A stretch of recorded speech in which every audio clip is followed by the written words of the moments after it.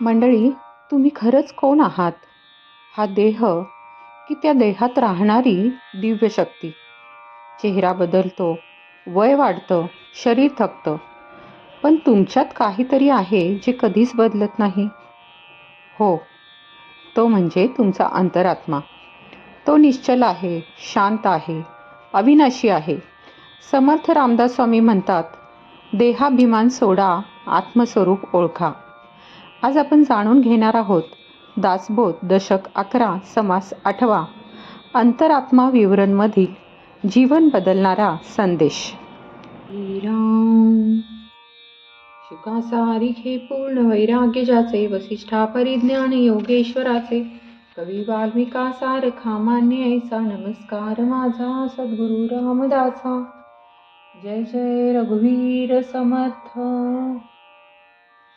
सार्थ श्री दासबोध दशक 11 समास 8 अंतरात्मा निरूपण. अंतरात्मा विवरण. श्रीराम. आदिबंधू सकळ करता, समस्त देवांचा जो भरता, त्याचे भजनी प्रवर्ता कोणीतरी, तेने विन कार्य न चले, पडिले पर्ण तेही न हाले, अवघे त्रैलोक्याची चाले जयाचिनी. चराचराला अंतर्यामी पणाने चालविणारा अंतरात्मा हाच खरा देव किंवा ईश्वर होय. त्याचे ज्ञान करून घ्यावे असं श्री समर्थ आपल्याला सांगत आहेत. सर्व घटनांचा करता तसेच सर्व देवांचा मालक असा जो अंतरात्मा, त्याचे ज्ञान करून घेण्याचा कोणीतरी प्रयत्न करावा. अंतरात्म्याशिवाय कोणतेही कार्य घडून येत नाही. त्याच्या सत्ते वाचून झाडाचे पान सुद्धा हलत नाही. त्याच्यापासून मिळणाऱ्या चेतनेनेच सारे त्रैलोक्य हालचाल करते. देव, दानव, मानव, चार खाणी व चार वाणी या सर्वांचा प्रवर्तक एकटा तो अंतरात्मा आहे. सर्व प्राण्यांच्या देहामध्ये तोच वास करतो आणि त्यांना निरनिराळ्या तऱ्हेने वागायला प्रेरणा देतो. साऱ्या विश्वामध्ये आढळणारे त्याचे कर्तृत्व संपूर्ण सांगता येणार नाही. असा जो गुप्त मालक आहे त्यालाच ईश्वर असं म्हणतात.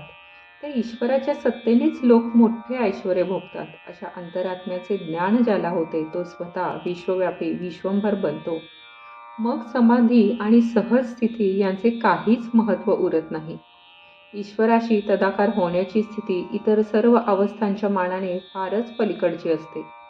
अंतरात्म्यास जाणायचे असेल तर ते वेगळेपणाने शक्य नसते. वेगळेपणा म्हणजे अपूर्णपणा, अपूर्णास पूर्णांचे संपूर्ण ज्ञान अशक्य असते.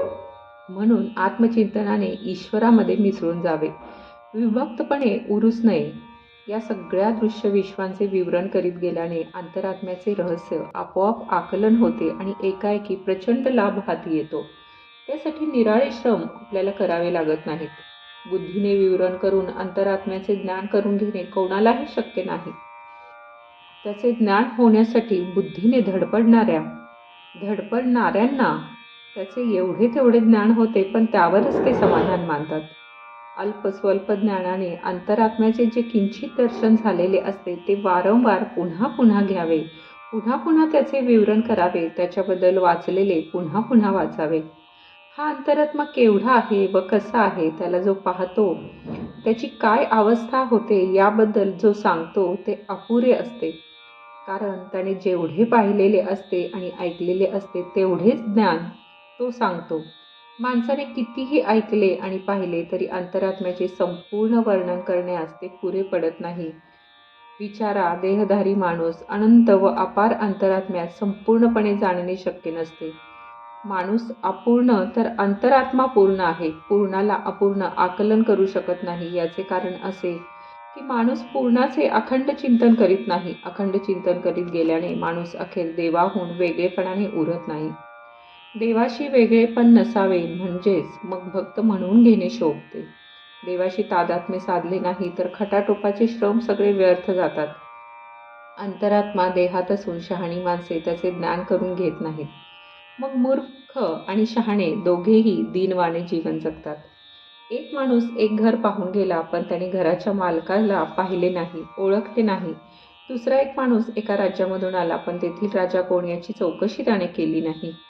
हे जसे घडते त्याचप्रमाणे माणूस देहाच्या संगतीने इंद्रियाचे सुख भोगतो, जन्मभर देहाच्या संगतीने मिरवतो, पण जो अंतरात्मा देहाला चालवतो त्याला माणूस जाणत नाही, हे एक मोठे नवलच आहे.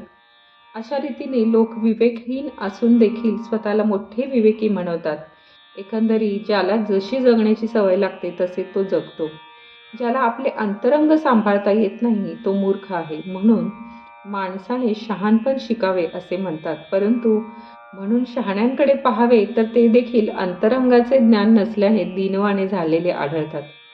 याचा अर्थ असा की व्यवहारामध्ये मूर्ख आणि शहाणे असा भेद आपण करतो, परंतु दोघांनाही स्वतःच्या अंतरंगाचे ज्ञान नसल्याने परमार्थदृष्ट्या दोघेही अज्ञानीच असतात. समजा एखाद्याच्या घरातच संपत्ती ठेवलेली आहे, ती तो विसरला आणि मग संपत्तीसाठी दारोदार हिंडू लागला. त्याचप्रमाणे अज्ञानी माणसाची अवस्था होते. स्वतःच्या अंतरी असणारा ईश्वर त्याला कळत नाही, तो त्यास बाहेर शोधायला जातो. माणसाच्या अंतर्यामी वास करणारा अंतरात्मा अनंत आणि अपार आहे. वृत्तीज्ञानाने त्यास पाहणे शक्य नसते. त्यासाठी मीपणा विरावा लागतो. विवेकाने देहबुद्धी झडावी लागते. अनंत अंतरात्म्याचे ध्यान करणारा कोणीही या जगात नाही. माणसाची जाणण्याची वृत्ती एकदेशी आहे. तिची झेप दृश्यापर्यंत मर्यादित आहे. अशा स्थलकालांनी मर्यादित असणाऱ्या वृत्तीची चपळता अंतरात्म्याचे ध्यान करण्या इतकी पुरी पडत नाही. या विश्वामध्ये जीव प्राणी नुसते गर्दी करून आहेत. त्यांची रूपे व भाषा नाना तऱ्हांची आहेत. पृथ्वीच्या पोटात आणि पाषाणात देखील असे कितीतरी प्राणी आहेत. या सर्वांमध्ये अंतरात्मा भरून पुन्हा उरला आहे. अशा रीतीने अनेकांमध्ये एकच एक अंतरात्मा नटला आहे. काही ठिकाणी तो गुप्त असतो तर काही ठिकाणी तो प्रकटपणे दिसतो. आपण अशाश्वत मायेमध्ये जोपर्यंत आहोत तोपर्यंत शाश्वत ब्रह्मवस्तू हस्तगत होणार नाही. प्रत्यक्ष अनुभवाने हे आपण ओळखावे. जे अशाश्वत आहे ते शाश्वत परब्रह्म खास नव्हे.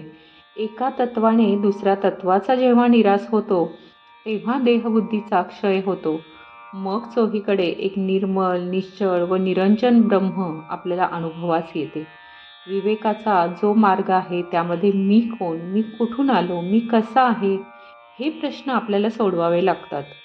जो माणूस स्वतः विवेकाने कच्चा आहे त्याला हे कळत नाही. म्हणून भल्या माणसाने विवेकाची कास धरावी. तरण्यास कठीण असा हा संसार विवेकाच्या बळावर तरून जावा आणि भगवंताची भक्ती करून आपल्या वंशाचा उद्धार करावा. आता याचा सारांश ऐकूया. अंतरात्मा विवरण. परमात्मा वस्तूचा विचार करताना श्री समर्थ आपल्याला 3 पायऱ्या सांगत आहेत. आपल्या देहामध्ये वास करणारा आत्मा, दुसरं सर्व विश्वामध्ये चराचरामध्ये अंतर्यामीपणाने वास करणारा अंतरात्मा आणि 3 विश्वाला पुरून उरणारा परमात्मा. या 3 पायऱ्या म्हणत असताना त्याच्यामध्ये स्वरूपाच्या दृष्टीने श्रेष्ठ कनिष्ठ भाव नाही. अनुभूतीची व्यापकता कमी जास्त असते इतकेच. माणूस देहाच्या साह्याने इंद्रिय सुख भोगतो, पण देहाला चालविणाऱ्या आत्म्यास मात्र चुकतो, हे त्याचे अज्ञान आहे. या विश्वामध्ये अक्षरशः असंख्य जीव प्राणी आहेत. या सगळ्यांना अंतरात्मा अंतर्यामी राहून चालवतो. काही ठिकाणी तो गुप्त असतो तर काही ठिकाणी प्रगटपणे दिसतो, पण सगळ्यांना पुरवून पुन्हा तो शिल्लक उरतो. तो सर्व देवांचा देव आहे, सगळ्या विश्वाचा चालक आहे. त्याचे ज्ञान करून घ्यावे. सर्वांघटी वास करणारा अंतरात्मा जेव्हा आपण ओळखला की माणूस स्वतः विश्वव्यापी बनतो. माणूस अपूर्ण तर अंतरात्मा पूर्ण आहे. म्हणून माणूसपणाने राहून अंतरात्म्याचे संपूर्ण ज्ञान होत नाही. त्याच्याबद्दल कितीही ऐकले व पाहिले तरी एवढे तेवढे कळते. म्हणून अंतरात्म्याचे संपूर्ण ज्ञान होण्यास त्याच्याशी समरस होऊन तदाकार बनावे लागते. यासाठी प्रथम दृश्य विश्वाचे विवरण करण्यास आरंभ करावा. तत्वाने तत्वाचा निराश होतो व देहबुद्धी झडते. मग अंतरात्म्याचे अखंड चिंतन करावे आणि चिंतन करता करता त्याच्याशी तादात्म्य होते. विभक्तपणा जाऊन भक्तपणा येतो आणि आपले जीवन धन्य होते.